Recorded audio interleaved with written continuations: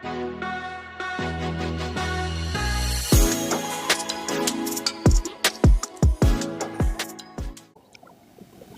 seperjuangan, rekan-rekan buruh semuanya, di channel kita Serikat Pekerja Linpok telah hadir bersama kita di sini Ketua Majenas yang baju hitam dan Ketua Linpok juga, dan sebelah kiri saya Bung Rusdi sebagai Presiden Aspek terpilih pada saat tanggal 27-28 di Kongres ke-8 Aspek Indonesia. Dan kebetulan hari ini beliau berdua ini bersedia untuk kita tanya-tanya seputar Kongres kemarin, karena alhamdulillah kemarin Kongres berjalan dengan hikmat, dengan semuanya itu berjalan dengan lancar, alhamdulillah. Mungkin nanti akan saya tanya-tanya ya Pak Presiden sama Pak Ketua Majenas. Pak Rizal sebagai Ketua Majenas Aspek Indonesia, Bung Rusdi sebagai Presiden Aspek Indonesia periode 2024-2028. Mungkin saya bertanya dulu nih ke Pak Rizal. Boleh, siap. Pak Rizal ini kerap disapanya itu Bang Jack di SP Linpok maupun di DPC Bekasi, semua itu lebih familiar ke Bang Jack namanya daripada Pak Rizal.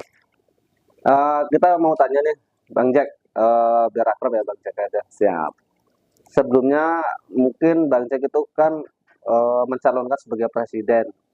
Tiba-tiba ada yang sempat kaget juga menjadi ketua Majenas ini, terpilih gitu. Bisa diceritakan nggak itu Bang? Kronologisnya gimana? Boleh.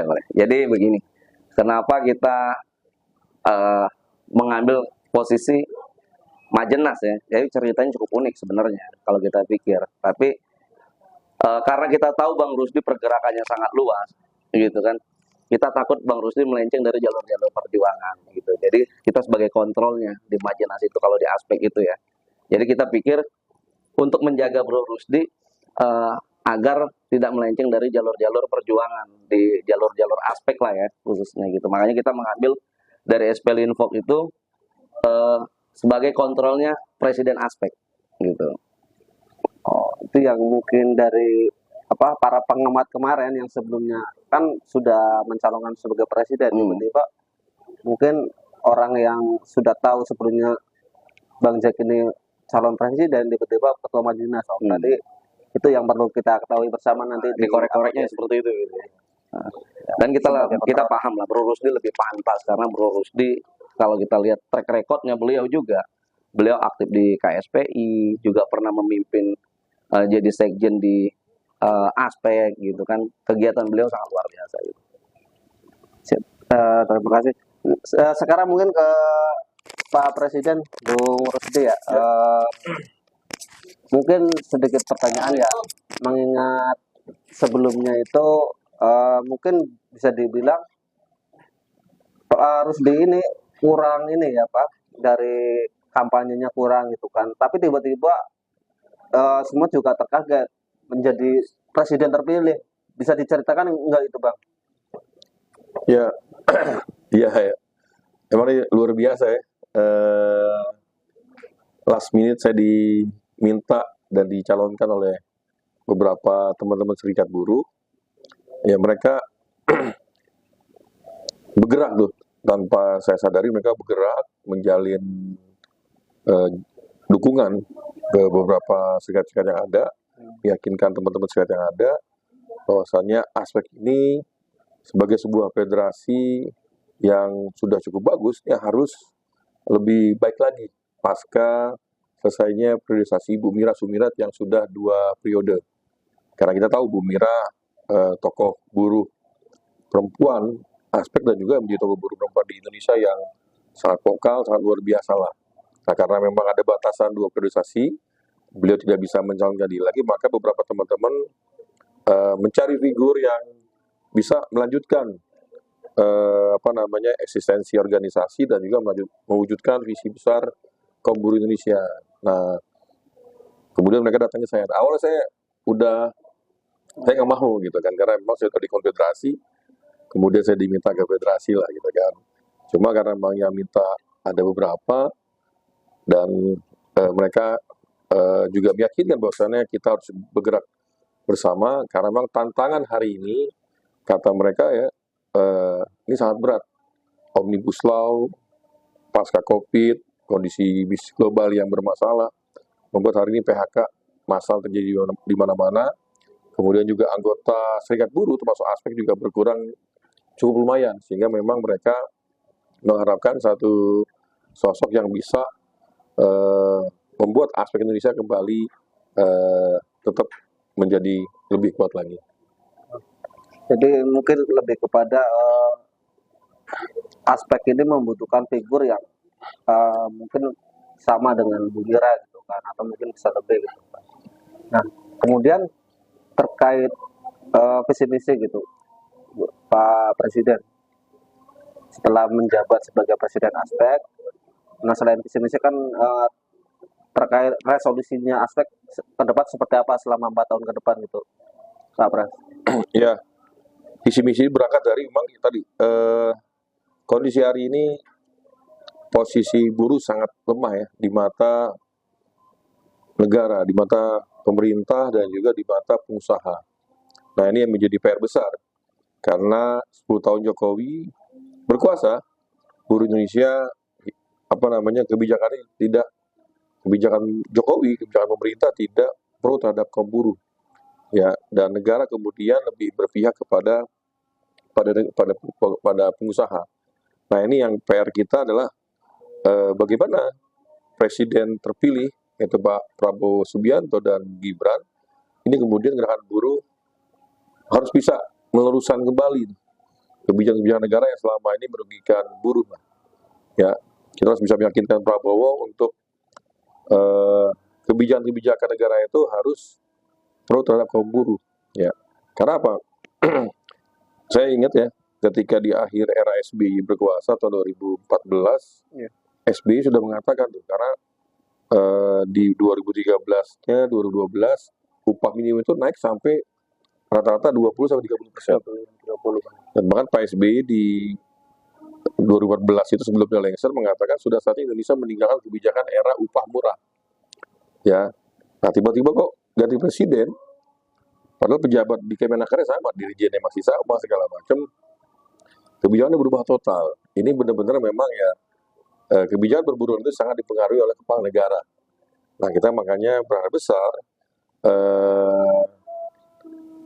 kekeliruan negara dalam hal ini adalah Pak Jokowi salah mengambil kebijakan terhadap kebijakan perburuhan. Ini membuat bukan hanya buruhnya hidup dalam kesengsaraan.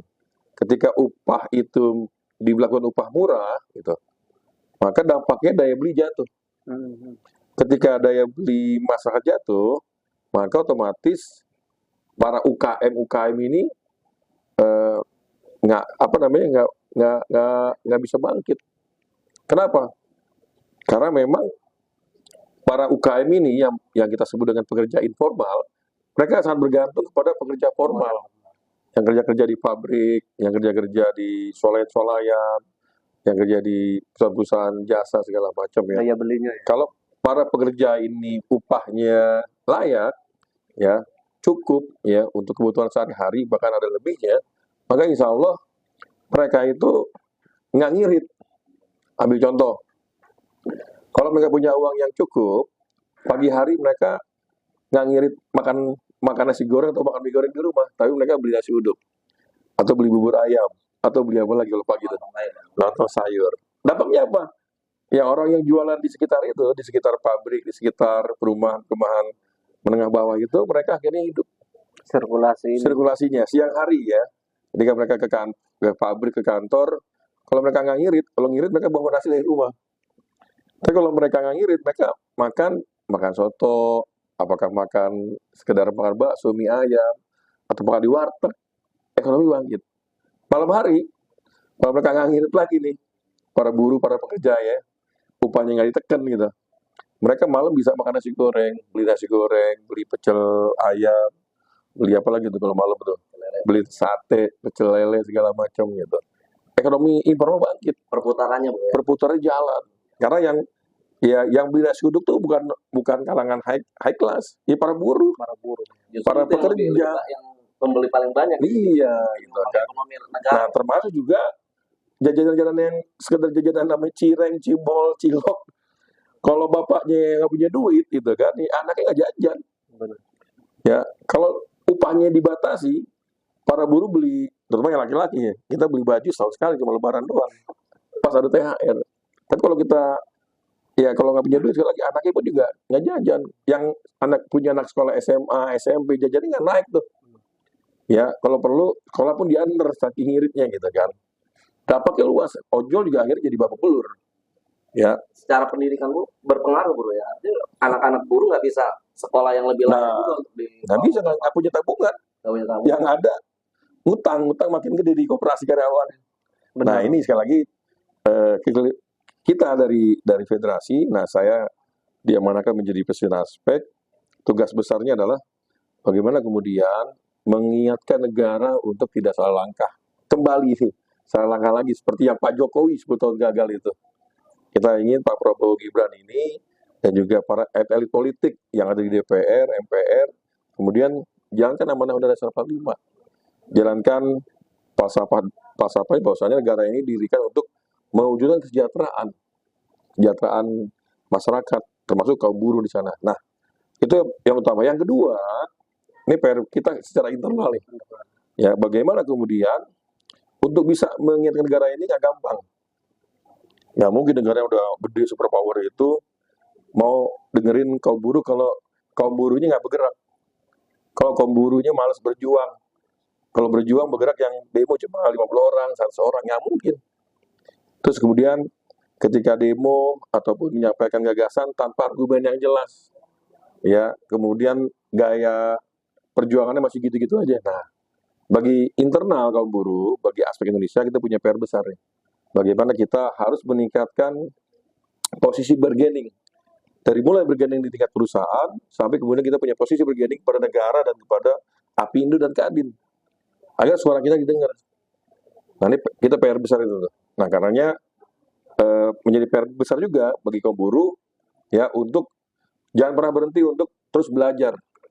Diskusi rutin di tiap-tiap PUK, tiap cabang, tiap DPW, kemudian juga latsar diperbanyak anggotanya, ya, kemudian juga kajian-kajian riset-riset itu harus diperbanyak. Jadi kalau ngomong itu bukan omdo itu aja nggak ada isi, atau asal mangap, tapi ada basis logikanya yang jelas. Kenapa kita ingin menaikkan upah sekian? Kenapa kita minta ini? Ada landasan pemikirannya. Nah, karena nanti insya Allah ya, kita di KSP itu terbiasa tuh. Kita akan bikin namanya pokok-pokok pikiran. Misal upah nih. Upah itu sebelum saya ngomong tentang upah, maka kita bikin pokok-pokok pikiran tuh. Dari kajiannya dari mulai seminar kita ngundang akademisi, ngundang pemerintah, termasuk kita ngundang Apindo, ngundang siapapun. Dari seminar semua bahan kita olah, kita bikin workshop terbatas. Ya, seminar bisa hadir 3 orang anggota biar dengar. Kalau workshop cukup 20 orang. Workshop 2 hari kita rumusin lagi, kita press lagi. Belum kelar juga, kita bikin FGD terbatas. Sehingga terhasilnya pokok-pokok pikiran tuh. Ya, problemnya apa, problem kemudian solusinya apa segala macam. Nah, itu jadi basis organisasi ngomong. Jadi basis saya sebagai pimpinan organisasi, saya bicara nggak boleh mencah-mencah. Sekarang A, besok B, terbesok lusa ketemu seseorang, sehingga. Tapi basisnya adalah pokok-pokok pikiran organisasi tentang pengupahan, tentang jaminan sosial, tentang pensiun, tentang pesangon, tentang PHK, dan seterusnya. Maka insya Allah, periode ini saya akan menguatkan kembali lembaga kajian dan riset, menghidupkanlah. Ya, kemudian saya menghidupkan kembali lembaga diklat, saya menguatkan LBH, termasuk menguatkan media dan Satgas nih. Semuanya mau kita kuatin semua nih. Agar apa? Agar organisasi punya posisi bargaining yang kuat. Nah, anggota harus dilibatkan semaksimal mungkin agar mereka tambah kuat kesadaran. Jadi berjuang itu jangan disuruh-suruh, tapi berjuang itu harus karena sebuah kesadaran. Nah, bagaimana timbulnya kesadaran? Tadi perbanyak pelatihan. Nah, tim media ini sekarang ini kan udah mulai belajar tuh nggak harus di gunung, latsar, harus di kelas, enggak. belajar tuh banyak ya. Kita bikin video-video singkat di YouTube. Nah, nanti kita perlu banyak tuh. Tim media berfungsi untuk menyebarluaskan ya ilmu-ilmu tentang atau kiat-kiat bagi milenial. Bagaimana sukses di pabrik, sukses di perusahaan, jangan takut kalau ada PHK dan seterusnya lah. Nah, ini nanti kita pokoknya kita perlu inovasi, perlu kreasi, perlu militansi. Kan? Sedikit kalau saya nanya ini ya, Iya, iya. agak menarik juga. Kalau kriteria menanganin kaum Z nih, ya kan sekarang kaum Z ini kan kerja, Gen Z. nah Gen Z lah kalau sekarang kan Gen Z. Kalau kerja nih katakan sedikitnya pengen nyantai, nggak betah di sini langsung loncat gitu kan. Itu bagaimana untuk serikat pekerja ataupun para buruh lah? Ya, iya ini emang menarik ya fenomena kaum milenial ini ya. Ternyata katanya gitu kan, mudanya kita dengan muda sekarang beda. Beda ya. Pernah muda kan? Pernah. Gitu. Sekarang kelihatan lebih muda malah. Ya, tapi saya pikir gini, saya pikir segala sesuatu pasti ada solusinya, pasti ada jalan keluarnya lah gitu kan. Setiap zaman memang punya tantangan masing-masing, tapi pasti ada jalan keluarnya. Kalau bahasa gini, nggak ada petani, nggak ada sawah yang tidak bisa digarap. Pasti setiap sawah bisa digarap. Tergantung petaninya. Tergantung petaninya dan juga macam-macam tuh. Ada yang ini cocoknya buat padi, ada yang cocoknya buat kacang-kacangan, ada yang buat umbi-umbian segala macam lah. Nah, itu perlu kreativitas. Nah, menghadapi Gen Z ini tadi para pengurus ini harus punya wawasan yang luas dulu. Punya wawasan luas, punya pemikiran yang luas sehingga bahasa mereka bukan lagi bahasa hanya sekedar instruksi, tapi memang dibuka tentang kondisi objektif yang terjadi pada hari ini terkait dengan pemuda, dengan keluarganya, dengan bapaknya, gitu kan. Nah, kita buka tuh. Jadi nanti diskusi bukan hanya diskusi mengenai perburuhan buruh majikan aja, tapi diskusi tentang bagaimana kondisi bisa sukses di masyarakat, ya bisa kaya di usia muda, kan? Atau diskusi tentang kesehatan, atau diskusi tentang hobi, ya kan? Nah, kemudian lagi pengalaman saya, apapun yang mau kita garap, mau gen tua, gen muda, atau anak-anak, ya kuncinya adalah bagaimana kita bisa tadi ya inovasi dan kreasi. Kemudian adalah tarik simpulnya. Pasti di antara mereka itu ada tokoh-tokohnya yang diorangin, pentolannya lah, simpulnya lah. Udah itu kita ajak. Tapi kemudian setelah kita ajak, kita harus menyiapkan dan menyediakan berbagai fasilitas kegiatan-kegiatan yang memang menarik. Jadi serikat itu bukan hanya demo, tapi bang ada serikat itu juga menaungi ya, ada kajian ya bisa nonton film bareng, gitu kan, bisa touring bareng, bisa main bola, Mabar kalau istilahnya. iya makan-makan, ya kan, yang pokoknya orang yang nggak pernah apapun gennya gitu kan, kalau diajak makan, diajak jalan-jalan pasti mau, betul nggak lu? Iya. Nah, Betul. gitu kan. Tapi ibu-ibu ada daerah saya lah gitu kan. Tiap bulan gue jalan-jalan tuh, entah tuh ke Jogja, entah tuh ke ke Puncak, ke Bandung. Ternyata bukan di sini aja ya, bukan daerah saya juga sama ya. Sama. Ya, pokoknya tadi dibikin kreasi, misalkan pelatihan tentang youth ya. Acara 2 hari, materi mungkin cukup dua aja. Selebihnya adalah membangun kebersamaan, keceriaan, dua aja udah. Yang seriusnya 2, selebihnya sehingga kesan mereka itu ngikut serikat tuh asik ya, enak nih gitu kan, orangnya gak asik-asik nih. Ya, itu yang mungkin pendekatan lebih komprehensif ya, hobi, sosial, budaya, bahkan keagamaan. Gitu. Terkait tadi langkah-langkahnya kan Bang Rusdi ini mau menguatkan LBH-nya ya. Terus terhadap medianya, terus ada diklat dan kaderisasi latsar segala macam itu kan. Cuma kita bicara ini aspek sendiri ini kan fungsinya hanya sebagai kontrol sosial gitu kan. Artinya kita nggak bisa berbuat lebih karena yang nanti tadi kan bicara soal upah murah gitu kan. Di era 10 tahun ini Bapak Jokowi membuat kebijakan itu upah murah lah. Nah, fungsi aspek Indonesia sebagai kontrol sosial itu mungkin kurang bisa mengena karena kan segala kebijakan itu tetap ada di parlemen gitu kan. Kita aksi ke jalan pun seperti apa, mungkin yang selama ini 10 tahun ke belakang tidak bergeming, cipta kerja ada segala macam, PP 78 bahkan itu gimana itu kiat-kiatnya itu, Bang? Ya, 10 tahun terakhir ini memang tentang terkait gerakan buruh, gitu, strategi aksi, strategi perjuangannya memang kita menghadapi tembok besar ya. Kita udah berusaha semaksimal mungkin, ternyata kita kalah. Ya artinya memang kita harus sadari, kita dan evaluasi dan mengakui kita ini ternyata sehebat-hebatnya kita, mereka jauh lebih hebat. Ya, baik dari pemerintahnya maupun parlemen. Nah, sehingga PR kita tadi ya, kan ada 3 nih sebenarnya. Ada 3 kekuatan antara negara, ya, state, kemudian market, bisnis, kemudian sipil. Negara itu presiden, eksekutif, termasuk legislatif, yudikatif. Itu satu paket tuh. Kemudian sisi kedua adalah bisnis atau pengusaha. Yang ketiga adalah masyarakat, civil society. Nah di Indonesia, juga harus disadari bahwasanya sekarang ini yang menang ini, yang menang ini hari ini adalah bisnis, pasar atau market. Ya, dia berhasil menjadikan negara itu menjadi bonekanya mereka.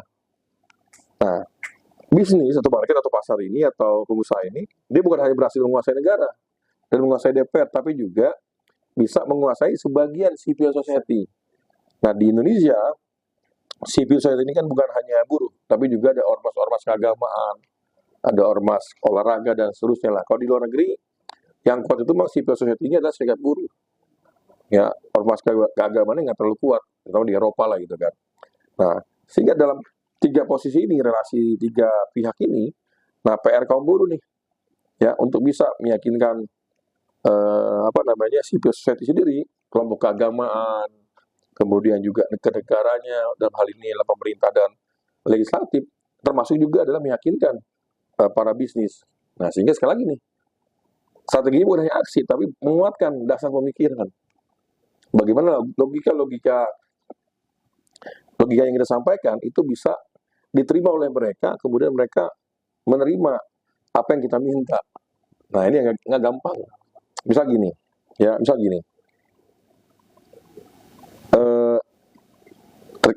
realitas hari ini yang berkuasa adalah ideologi kapitalisme. Kapitalisme di mana memang ideologi kapitalisme bukan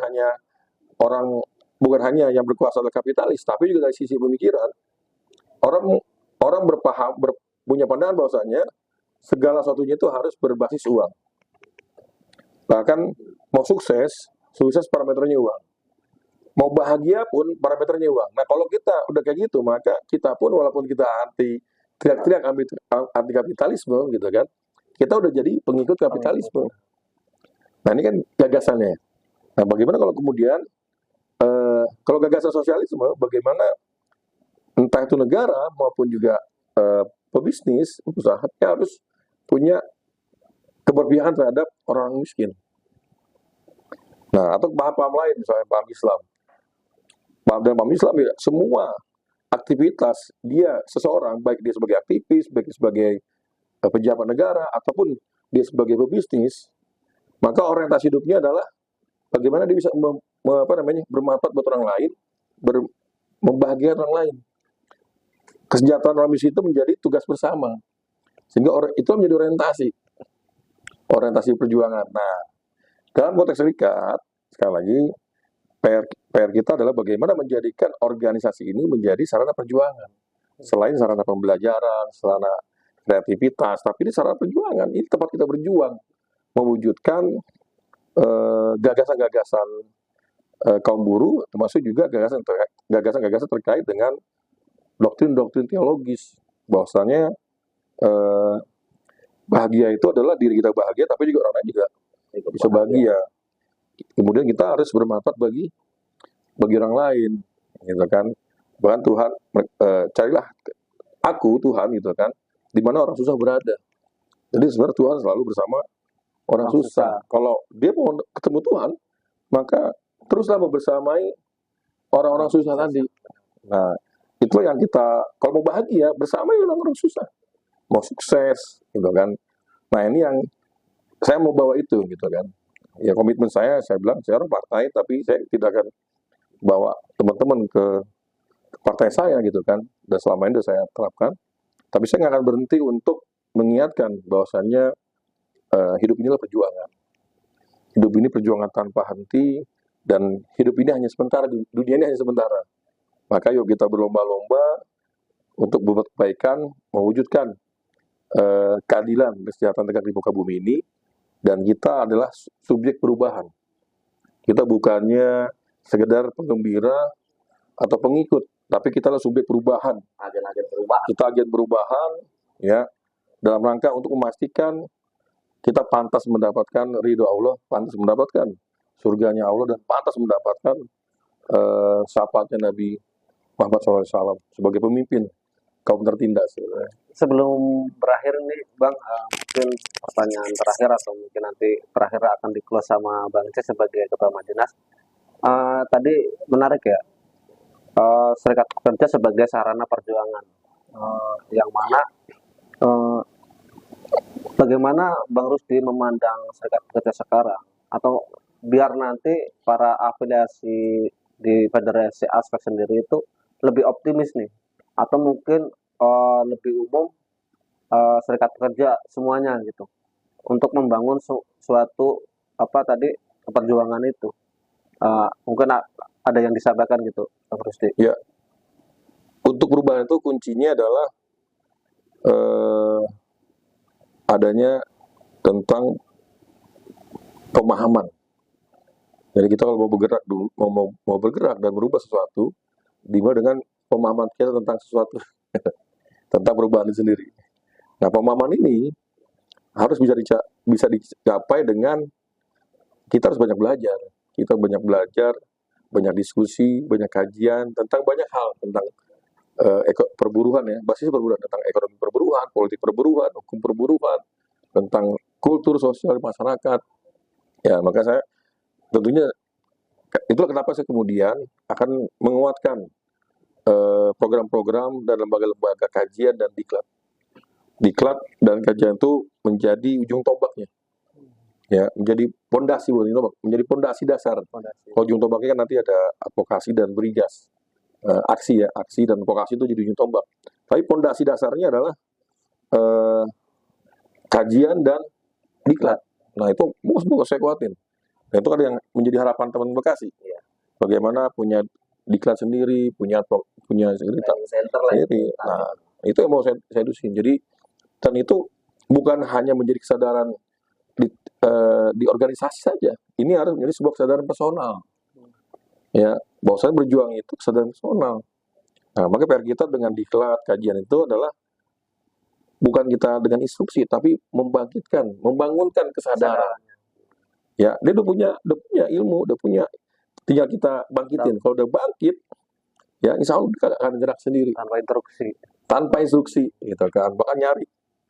Apalagi mau berjuang apa lagi nih. Nah, itu yang mau kita bangun. Jadi, selain instruksi, tapi kita gitu membangun pemahaman dulu. Kesadaran dulu, gitu kan. Bahkan dulu kalau di mahasiswa dulu saya pernah ikut tuh training revolusi kesadaran, gitu kan. Macam-macam lah training. Nah, itu yang tentunya kan setiap apa namanya situasi pasti beda-beda. Nah, ini kan PR kita bagaimana membuat pelatihan, kajian yang menarik buat buruh, gitu kan. Menarik tapi juga dinamis, inovatif tapi juga menarik. Dari PR kita lah. Dan info kan saya lihat luar biasa nih. Anak-anak muda yang luar biasa. Teringat saya dulu masih muda nih. Saya sebenarnya masih belum terlalu tua. Saya pernah cerita kan, saya jadi ketua PUK itu umur 24. Jadi vice president aspek itu di umur 27. Jadi sekjen aspek umur 30. Sekjen KSP itu punya pemahaman yang luas gitu, terkait dengan masalah perburuhan, tentang masyarakat, dan juga tentang negara. Mungkin terakhir ya ke ini Bang Jack sebagai Ketua Majenas atau Pak Rizal ya. Karena kita udah familiar itu Bang Jack. tadi kan disampaikan sama Bang Rusdi sebagai Presiden Aspek ya, terkait resolusinya seperti apa, visi misinya seperti apa. Ini sangat mungkin kalau kita gapai itu suatu keniscayaan. Dari pandangan Ketua Majenas, selama 4 tahun ke depan, apakah yakin bisa membersamai beliau selama 4 tahun ke depan? Ya insya Allah kita yakin lah ya dengan apa yang beliau sampaikan tadi ya. Kita punya visi yang sama untuk aspek Indonesia ini, khususnya buruh Indonesia ya. Kita karena apa? Pendidikan itu yang sangat penting. Pendidikan karena buruh memang harus dicerdaskan agar apa? Kita bisa mengimbangin kebijakan-kebijakan pemerintah. Nah, juga untuk sarana perjuangan saya sangat tertarik dengan program yang pernah kita bicarakan adalah membangun organisasi sayap gitu. Mau itu dari kesehatannya, dari brigadenya. Jadi daya bergening posisi buruh itu ketika kita menyampaikan kepada pemerintah itu didengar. Dan juga di masyarakat dengan program jam keswatnya ya kan, kita juga bisa menarik masyarakat untuk mengenal buruh ini gitu kan. Oke, serikat pekerja. Mungkin itu saja ya. Baik, terima kasih pada audien. Mungkin karena waktunya terbatas, ini Pak Presiden dan Pak Majenas, karena waktunya terbatas mungkin kita sudahi. Ya, saya dari Expanding Fox sebagai sekjen mengucapkan banyak terima kasih telah hadir di podcast Serikat Pekerja Linpok. Saya ucapkan terima kasih kepada Ketua Majenas, Bang Jack atau Pak Fahrizal dan Bang Rusdi atau sebagai Presiden Aspek Indonesia periode 2024-2028. Saya akhiri perjumpaan kali ini. Wassalamualaikum warahmatullahi wabarakatuh. Waalaikumsalam warahmatullahi wabarakatuh. Hidup buruh. Hidup buruh. Hidup buruh. Hidup buruh. Aspek Indonesia Bersatu, berjuang, sejahtera. SPL Linpok Bergerak maju. Aspek Indonesia Bersatu, berjuang, sejahtera. Aspek Indonesia Bersatu, berjuang, sejahtera.